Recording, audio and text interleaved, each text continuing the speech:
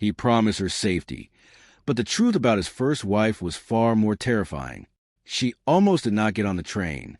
She stood on the platform in Harlow, Georgia, with her one bag and her one good dress and the letter folded in her coat pocket, and she thought about turning around and going back to her sister's house, where she had been sleeping on a narrow cot for 3 months and being made to feel the weight of that generosity every single morning at breakfast. She thought about it for a long time. Then the train whistle blew, and she got on, not because she was brave, because she had run out of alternatives, and because the letter in her pocket was from a man she had never met who had written in a plain, honest hand that he would keep her safe. And safe was the one thing she had not been in so long that the word itself felt like something from another language, something she used to know how to say. She got on the train because of that word. Safe. She would think about that word many times over the weeks that followed. She would turn it over in her hands like a stone, looking at it from different angles, wondering if she had understood it correctly, wondering if she had been so hungry for it that she had heard it in a letter written by a man she did not know and decided it was a promise when it was only a word. By the time she understood the full truth of things, she would know that the danger she had run toward was quieter and older and far more complicated than anything she had run from. And she would also know something else, that the man who had written that letter meant every word of it, even the parts that cost him. Stay with me, because this story moves slowly and it earns every step it takes. And by the end of it, something in you is going to feel the particular relief of a thing that was very close to going terribly wrong and instead went completely right. If you love stories like this one, slow Western romance with real emotion and real stakes, and the kind of love that has to fight its way through darkness before it gets to the light, then subscribe before this one ends. There are so many more waiting for you here. Now let us begin. Her name was Ruth Delaney, and she was 29 years old, and she had the kind of face that had once been open and easy to read, and had learned, through careful and painful education, to be something less legible than that. She had grown up in Harlow, the daughter of a schoolteacher father and a practical mother who had raised Ruth and her 2 sisters with the understanding that the world was a place that rewarded careful women, women who planned, women who did not make noise when noise was not useful, women who kept their own counsel and waited for the right moment. Ruth had tried to be that kind of woman.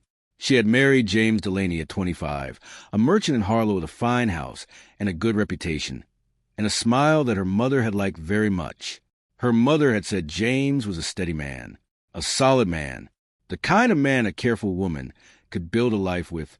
What her mother had not known, what no one in Harlow had known or had chosen to see, was that James Delaney's steadiness was of a very specific kind. He was steady in his control, steady in his expectations, steady in a way he made Ruth feel that every move she made was being measured against a standard she could not quite reach no matter how carefully she tried. He was never violent. She wanted to be clear about that in her own mind, because she had spent a long time wondering if what she had experienced was real enough to justify what she eventually did. He was never violent, but he was relentless. And relentless, she had come to understand, does its own kind of damage, the kind that does not leave marks anyone else can see. When James died of a sudden heart failure 2 years into their marriage, Ruth had felt 2 things at once. Grief, because she had loved the version of him she had believed in, and something else underneath the grief that she was ashamed of for a long time before she allowed herself to call it by its name. Relief. She had felt relief. And then the relief had curdled because James had left significant debts that no one had known about, and the fine house had to be sold. And Ruth had moved into her sister Margaret's home, and Margaret was kind, but her husband was not, and the narrow cot and a heavy breakfast were a daily reminder that Ruth needed a different plan. The placement service in Atlanta had been Vera's idea, Vera being her other sister, who lived in Atlanta and had more progressive opinions about things than Margaret. Vera had said there was no shame in a practical arrangement, and that plenty of good women had built good lives through exactly this kind of careful matching, and that Ruth should write a letter that was honest about what she had to offer and what she needed in return. Ruth wrote the letter. She received 4 responses. 3 of them she put aside. The 4th was from a man named Callum Brace in a town called Redstone, Wyoming, who ran a cattle and horse ranch of considerable size, and who wrote the following: that he was 42 years old, that he had a son named Henry who was 10 and who needed a steady female presence in the house, that he had been a widower for 5 years, that he was not a man who confused practical arrangements with romantic ones and would not pretend otherwise, and that he could offer a good home, fair treatment, and safety. That word. Ruth read the letter 4 times. She wrote back and said she would come. She arrived in Redstone on a cold Thursday in November, when the light was flat and gray and the mountain behind the town were the color of smoke. The town was smaller than she had expected and quieter, the kind of quiet that belongs to places that have settled into themselves and stopped trying to be anything other than what they are. Callum Brace was waiting at the station. She recognized him before he saw her, because he was the only man standing still while everyone else moved, and stillness, she had learned, was a particular kind of language. He was tall and lean with the kind of frame that comes from decades of physical work, broad through the shoulders with hands that were large and weathered and careful looking.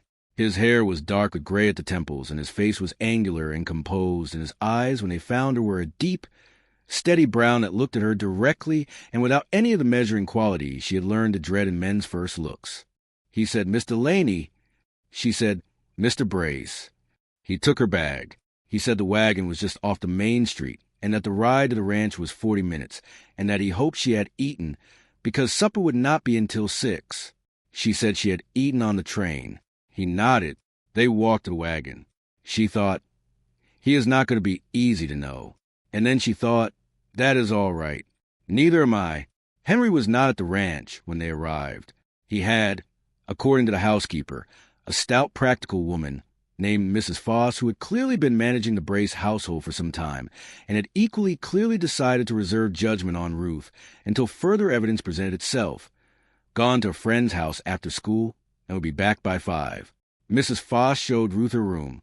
It was at the end of the upstairs hall, clean and simply furnished, with a window that looked east toward the mountains, and there was a lock on the door, and Ruth noticed the lock immediately and felt something loosen slightly in her chest.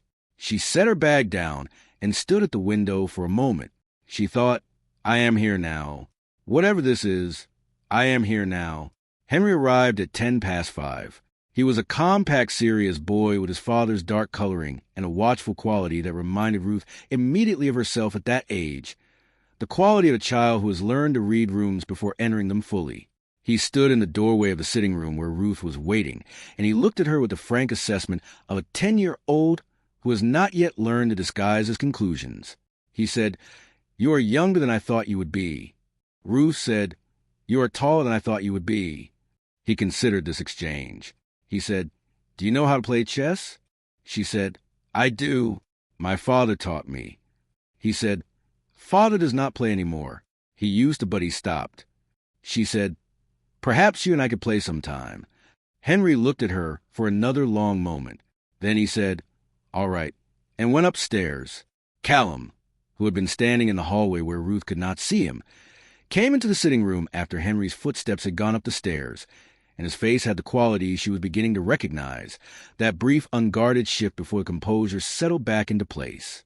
He said, "That went better than I expected." She said, "He is a good boy." He said, "Yes, he is." A pause. He said, "He has not had an easy few years." She said, "What was her name?" "His mother." Callum looked at her. She said, "If I am going to understand Henry the First, think I need to understand something about her." He was quiet for a moment. Then he said, "Her name was Iris." And something happened to his face when he said it that Ruth could not read. It was not simply grief. It was something more complicated than grief, something that had layers to it. And she filed away without pressing, because she had learned that some things needed time before they were ready to be looked at directly. She said, "You do not have to tell me more than that right now." He looked at her with something that might have been gratitude. He said, "No, not right now." The first month established a rhythm. Ruth managed the house alongside Mrs. Foss, who thawed by degrees as she observed that Ruth was neither idle nor precious about work. Ruth cooked on the evenings Mrs. Foss was off, and she was a good cook in a way that people who have learned to make much out of little become good cooks. She played chess with Henry 3 times a week and lost on purpose twice before she decided that was condescending and started playing properly, and Henry beat her twice in a row after that and was visibly happier for it. Callum noticed everything. He was not a man who expressed things easily, but he expressed them in a way that she was coming to understand as his particular language. He was there when things needed doing before she had to ask. He asked her opinions about ranch decisions in a way that suggested he actually wanted them. He listened when she spoke with the complete quality of attention that is rarer than most people know. She was careful with herself. She had been burned by the story she had told herself about James, the story where a man's solidity was a good sign, and she was not going to tell herself another comfortable story too quickly. She watched Callum Brace the way she had learned to watch things, carefully, from multiple angles. Across time, what she saw was a man who was genuinely kind to his son, to his ranch hands, to the horses he worked with, to every creature in his care. What she also saw, and could not explain, was a man who carried something, not grief exactly, something older than grief and less clean. She began to notice other things. The way a room in the east wing of the house was always locked. The way Mrs. Foss went quiet when Iris's name came up in conversation, and changed the subject with a skill that suggested long practice. The way Henry sometimes woke in the night. She could hear him from her room at the end of the hall, and the sound he made was not the sound of a child having a nightmare. It was the sound of a child who had woken suddenly and was listening, with held breath, for something. She did not know what to make of these things. She tried to let them be. Then one morning in December, she was looking for a specific book she had seen in the parlor, and instead of the book she found, tucked between two larger volumes on the shelf, a small diary with a green cover. She would have put it back immediately, except that it fell open when she picked it up, and the first line she saw, before she could look away, was written in a woman's hand and said, "He does not know what he married." She put the book back. She stood in the parlor for a long time. She thought about the locked room. She thought about Mrs. Foss's careful subject changes. She thought about Henry listening in the dark. She thought about the letter that had promised her safety and the man who had written it, and the 5 years he had been a widower, and the name he said was something more complicated than grief. She went to Mrs. Foss. She said directly, because she had found that directness was the only language that worked with Mrs. Foss, "I need to understand what happened to Iris Brace." Mrs. Foss looked at her for a long time. She said, "That is Mr. Brace's story to tell." Ruth said, "I understand that, but I am living in this house and I am responsible for that boy upstairs. I found a diary this morning with one line in it that I cannot avoid reading, and I need to know if I am safe here." Mrs. Foss's face changed. She said, "Safe?" The word came out with a complicated weight. "Yes, you are safe here. That I can tell you with certainty."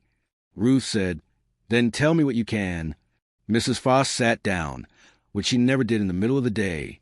She said, "Iris Brace was not a well woman, not in her mind. That is the most honest way I know to say it. She was brilliant and beautiful, and there was something in her that was broken in a way that no one understood when Callum married her, because she hid it very well in the beginning. As time went on, it became clear that she saw things that were not there and believed things that had no foundation, and on her worst days she was frightened of everything, including her own husband and her own child." Ruth was very still. Mrs. Foss said, "Callum did everything a man could do, brought doctors from Cheyenne, tried every treatment that was suggested, stayed when leaving would have been easier and more than justifiable. But Iris got worse, and then one winter night, she walked out of this house into a blizzard and was found the following morning in the North Field." The room was very quiet. Ruth said, "She died in the storm." Mrs. Foss said, "Yes." Ruth said, "And people thought." Mrs. Foss said, "People always think the worst of a man whose wife dies in a way that has no clean explanation. There were those who said he had driven her to it, that he had been cruel, that the locked room was a room where things had happened that should not have." She paused. "The locked room is Iris's studio. She painted. Callum locked it after she died, because Henry kept going in there, and he could not bear to watch his son sit in that room waiting for his mother to come back." Ruth closed her eyes for a moment. She thought about a man carrying that for 5 years. The loss of a wife he had tried everything to save, the rumors that followed it, the locked door, the boy who woke up listening in the dark. She thought about the line in the diary, "He does not know what he married." She understood it now in a completely different way than she had understood an hour ago. She went to find Callum. He was in the barn with two of his hands, working on a fence section that had come in for repair, and when she appeared in the barn doorway, he looked up and something in her face made him say something quiet to the ranch hands and walked toward her. They stood outside in the cold. She said, "I found Iris's diary this morning. I only saw one line. I put it back." He went very still. She said, "And I spoke to Mrs. Foss." He looked at her. His face was completely composed and completely unreadable, and she could see the effort of that composure. She said, "I am not here to judge you. I am not here to reopen things that are settled. I am here because I am living in your house and caring for your son, and I needed to understand what I was standing in the middle of." He said very quietly, "And now that you understand it." She said, "Now I understand that you have been carrying something for 5 years that was not your fault, and that cost you more than most people will ever know, and that the rumors that followed it were cruel and unfounded, and you have been living inside them in silence." His jaw was tight. She said, "I am not going anywhere, Callum. I want you to know that. Whatever you thought I might do when the truth came out, I am not going anywhere." He looked at her for a long time. Then he said, in a voice that was very low and very raw, "I should have told you before you came. You deserved to know what you were coming into." She said, "Yes, you should have." He said, "I was afraid you would not come."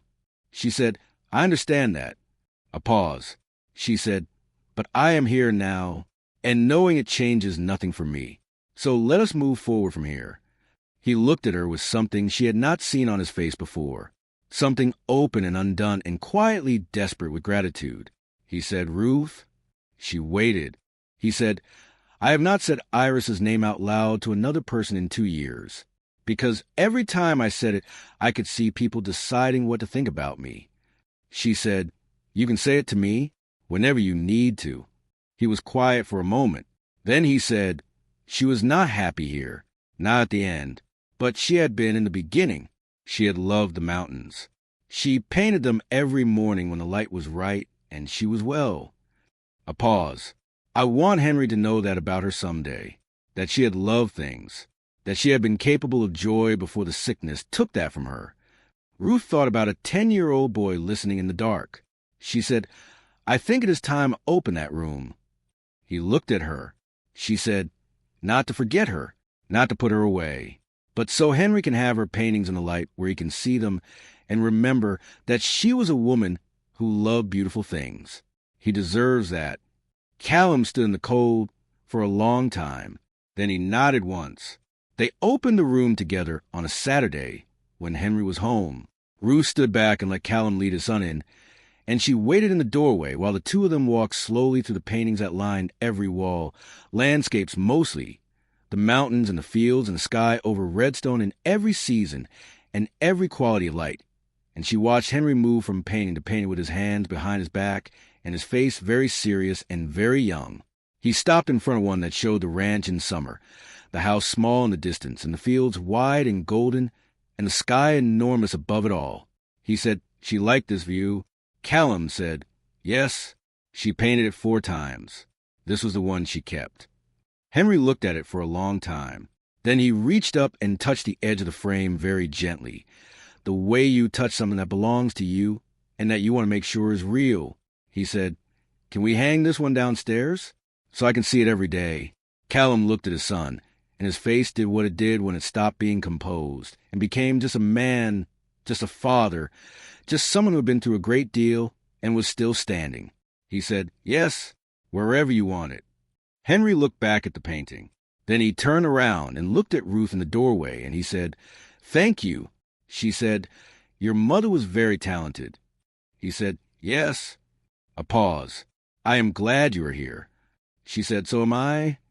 The winter deepened and the ranch settled into a warmth that had not been in it for a long time. Not the warmth of pretending nothing had happened, but the warmer and more durable warmth of things that had been brought into the light and found to be survivable.